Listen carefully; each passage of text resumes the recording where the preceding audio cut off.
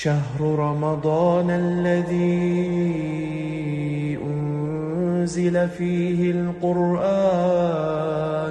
اعوذ باللہ من الشیطان الرجیم. بسم اللہ الرحمن الرحیم. والصلاة والسلام علی محمد وآلہ الطاہرین. خطبہ شعبانیہ نبی اسلام پیغمبر خاتم کی تھوڑی سی تشریح ہو رہی تھی. آپ فرماتے ایھا الناس من فطر منکم صائما مؤمنا فی هذا الشہر کان له بذلک عند اللہ عتق نسمہ. اگر کسی نے تم میں سے کسی نے ایک مؤمن روزہ دار کو افطار دیا تو خدا کے پاس اس کا اجر ایک غلام آزاد کرنے کے برابر ہے.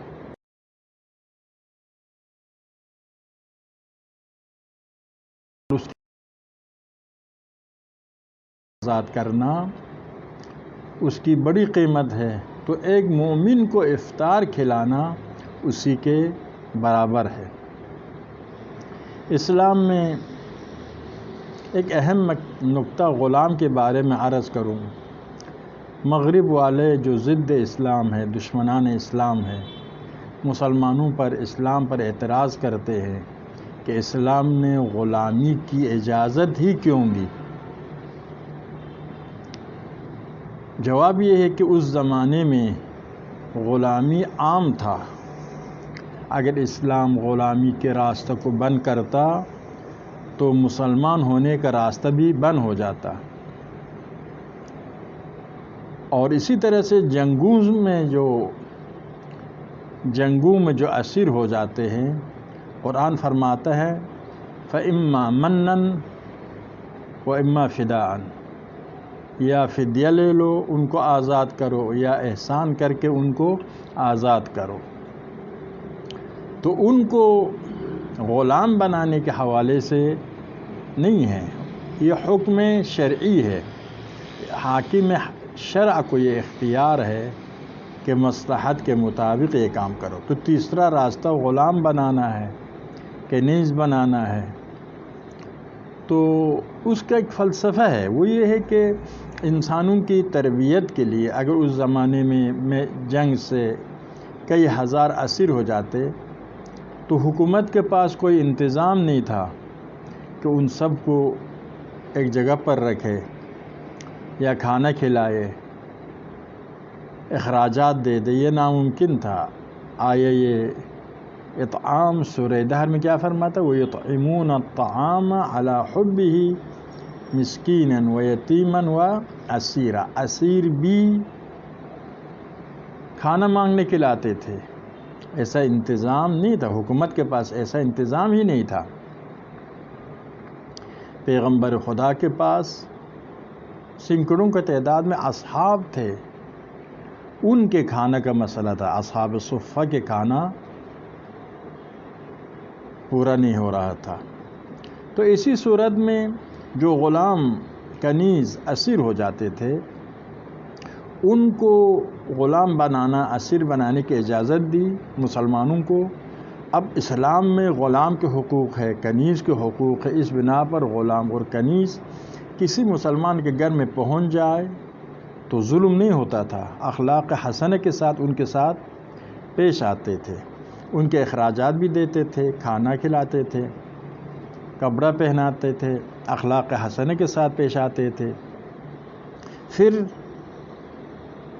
اسلامی لحاظ سے مختلف مواقع پر ان کو آزاد کرتے تھے، یا کفارہ میں یا مستحب کے طور پر ان کو آزاد کرتے تھے. چوتھے امام کے سیرت میں ہے کہ آپ ہر سال رمضان کے وقت بڑی تعداد میں، عید رمضان کے وقت بڑی تعداد میں غلاموں کو آزاد کرتے تھے. تو اس طریقے سے غلاموں کا اخراجات بھی مسلمان اٹھاتے تھے، ان سے کام بھی لیتے تھے، اور پھر مسلمان گھر میں اسلامی آداب، ثقافت، تعلیمات بھی سیکھ جاتے تھے. گھر میں سیکھنا بہت آسان ہوتا ہے، اور یعنی اس میں کوئی بناوٹ نہیں ہوتی ہے، حقیقت ہی سیکھ جاتے ہیں۔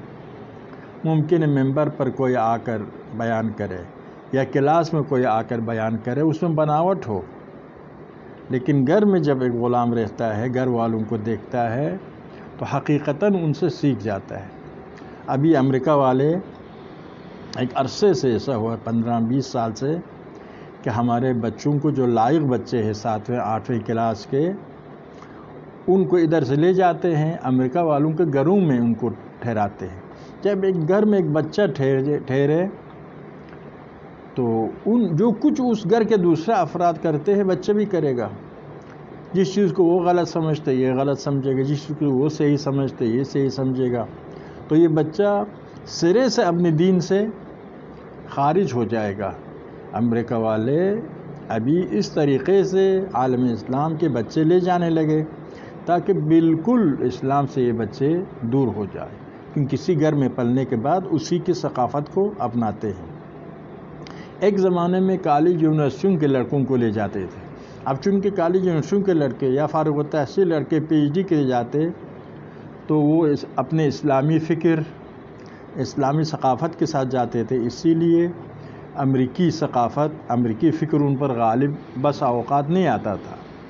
تو انہوں نے یہی سیکھ لیا ہے کہ ہم عالم اسلام کو اپنے فکر میں لانے کے لیے چھوٹے بچوں کو لے جانا ہوگا، تو گھروں میں رکھیں گے، خرچہ بھی نہیں آئے گا، اور بچے صحیح معنوں میں ایک امریکائی ذہنیت کے مادی کافر بچہ بن جائے گا۔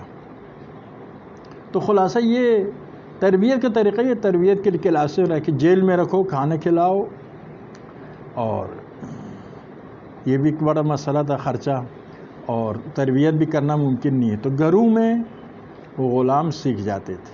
البتہ اس وقت جب پیغمبر تھے اسلامی تربیت ہوتی تھی، بعد میں نالائق لوگ اقتدار پر آئے، ظالم حکمران اقتدار پر آئے تو خود بخود غلاموں پر بھی ظلم ہوتا تھا، لیکن خود اصل اسلام میں یہی ہے۔ تو پھر آزادی کا بہت انتظام ہوا اسلام میں، غلام آزاد کرنا خود ایک عظیم ثواب کا حامل ہے۔ اس طریقے سے غلام کو آزاد کرتے تھے۔ مختلف کفارات میں روزہ اگر کسی نے کھایا وہاں پر غلام آزاد کرنا ہے، زہار ہوا وہاں پر غلام آزاد کرنا ہے، مختلف مقامات پر اس طریقے سے غلام کی آزادی کا انتظام کیا۔ تو اس عظمت کو پیش نظر رکھ کر پیغمبر فرماتے اگر کسی کو ایک افطار دیا مومن روزہ دار کو تو گویا ایک غلام کو آزاد کی۔ یہ تشبیہ جو ہوتا ہے اس کا ایک ہدف ہوتا ہے۔ ہدف یہ آپ کہتے کسی کو حسن کے بارے میں تعریف کرتے کہتے یہ چاند کی طرح ہے، سورج کی طرح ہے، یہ تشبیہ ہے۔ یہاں پر بھی غلام کی آزادی کی اتنی فضیلت ہے کہ فرماتے کہ اس طرح سے روزہ دار کو کیا افطار کھلانا غلام کو آزاد کرنے کے مترادف ہے۔ اس کے بعد فرماتے وہ مغفرۃ لما مضى من ذنوبہ، غلام کو آزاد کرنے کے برابر ہے خدا کے پاس، اور مغفرت کرتا ہے خدا اس کے تمام گزشتہ گناہوں کو معاف کرتا ہے۔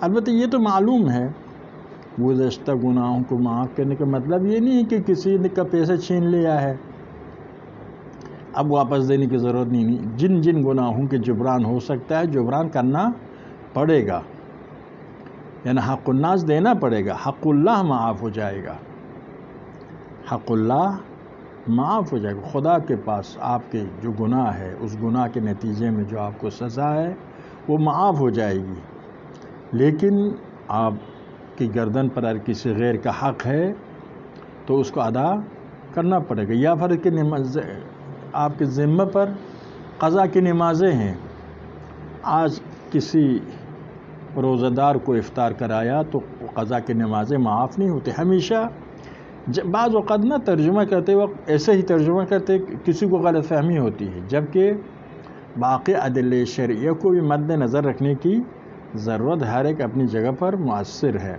جمع کرنا پڑے گا ادلہ شرعیہ کے درمیان گناہ کے حوالے سے آپ معاف ہو جائیں گے، لیکن جو تلافی کر سکتے وہ کیا کرنا پڑے گا؟ تلافی کرنا پڑے گا۔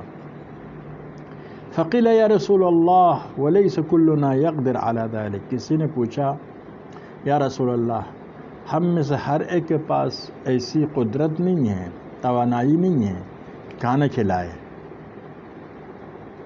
کھانا کھلانے کی توانائی نہیں ہے سب کے پاس، آپ خود دیکھتے ہیں یہ کوئی آسان چیز نہیں ہے۔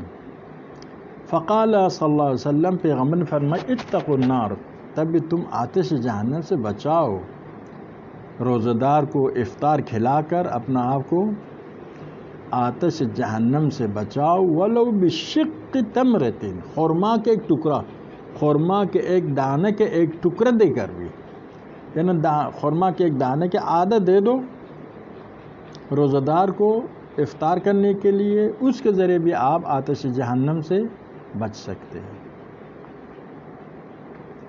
یہ بہت توبہ کی طرح ہے، جس طرح سے توبہ گناہوں سے نجات کا ذریعہ ہے، اسی طرح سے جب آپ خدا کے لیے مومن روزہ دار کو کھانا کھلاتے ہیں یا کچھ نہیں ہے، اس بنا پر کیا ہے خرما کے ایک ٹکڑا دیتے ہیں، تو اسی طرح کیا ہے مؤثر ہے، گناہوں سے پاک ہو جاتے ہیں۔